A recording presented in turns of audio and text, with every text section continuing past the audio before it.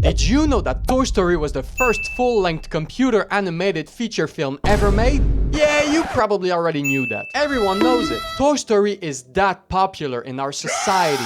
It's one of the most popular franchises of all time. And one of the most profitable ones too, seeing how much money Disney made with its merchandise. Anyways, I'm not here to discuss the cultural impact of Toy Story.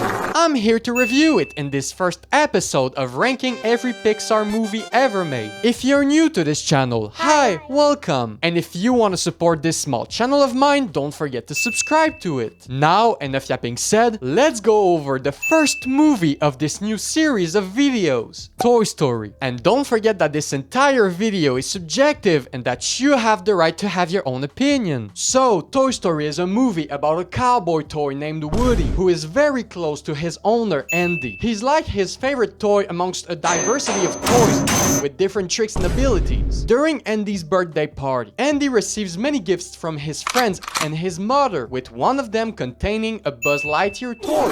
A space ranger that denies being a toy. Toy? Excuse me, I think the word you're searching for is Baba Boo. And so, over the next few days, Buzz becomes Andy's new favorite toy, taking over Woody's place. And as you would guess, Woody was not happy about it. He then decides to commit first-degree murder on Buzz, and the movie ends.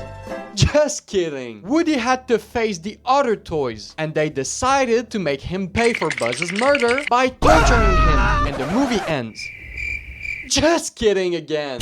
Andy and his family were en route towards Pizza Planet, an arcade place that Andy loves very much. And on their way over there, they stop for gas. And Buzz appears out of nowhere, making some kind of resurrection scene for him. Buzz wants revenge on Woody, so they start a fight. And Andy's car gets away from the gas station. So our two toys are now lost. They then decide to hijack a Pizza Planet truck, and they arrive at the place. Disguising themselves with the most subtle costumes of all time, they get inside a spaceship full of aliens. Boy, if you don't get... And guess who wins them from the claw machine?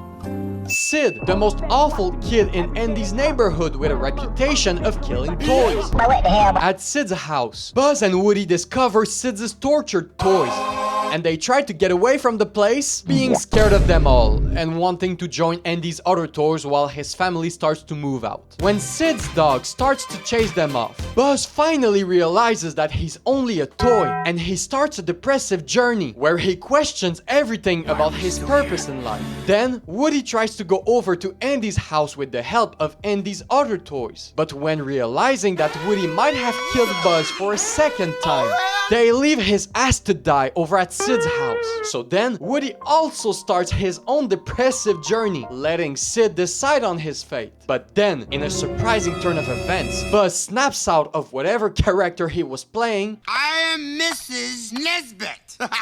Snap out of it, Buzz! And frees Woody from his prison cell, which was only a milk crate.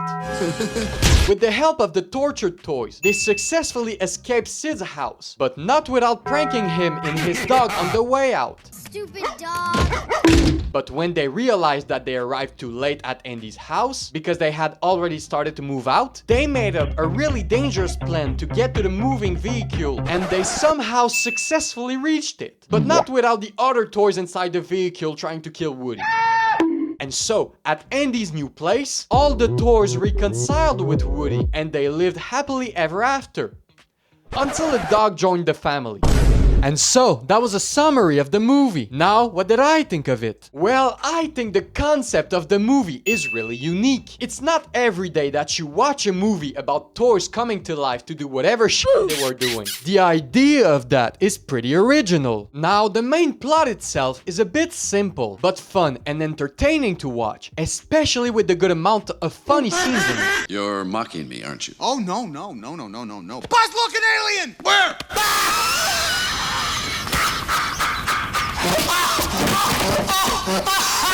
The humor is pretty good, even nowadays. And you can see how much it impacted our generation when you see the amount of memes that came out of this movie. The movie also used its characters pretty well, with Woody having to accept to move on from being Andy's favorite toy, or Buzz having to accept the fact that he's a toy and not just some adventurous space ranger. Their character development brought a great message on screen. The way they evolved throughout their journey was a great way to demonstrate to the viewers that things change as you grow up. Hot take alert, but I found Woody so annoying in this first movie. I hated his attitude towards Buzz and his big ego. Still, I think he had a great change of character at the end, so that makes up for his annoyingness. Now, apart from Woody and Buzz, the other characters didn't necessarily have some kind of growth, but I don't think it was necessary because they weren't the important characters of the story and were just used as a bridge for Woody and Buzz's journey. Sid, as the main antagonist, was not that extraordinary. He was just fine.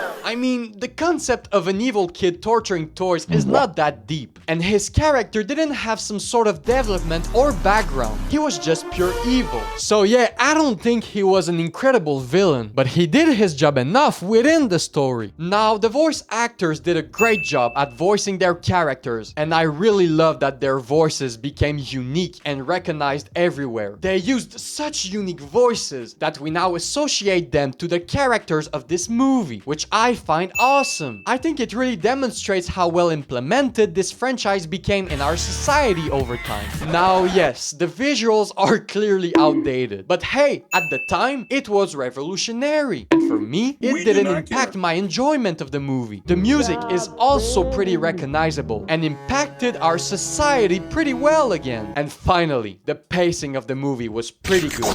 I don't think it used its runtime poorly, so I'll put this movie in B tier. And with all that said, that concludes this first episode of ranking every Pixar movie ever made. Next time, we'll go over A Bug's Life, a movie that I've never seen in my entire life. So I'm pretty excited to discover it for the first time. If you don't want to miss out on this next episode, don't forget to subscribe to this channel and hit the bell button to get notifications whenever I upload. If you enjoyed or hated this video, make sure to leave a like or a dislike. I send you guys all my love and hope to see you in the next one. See y'all.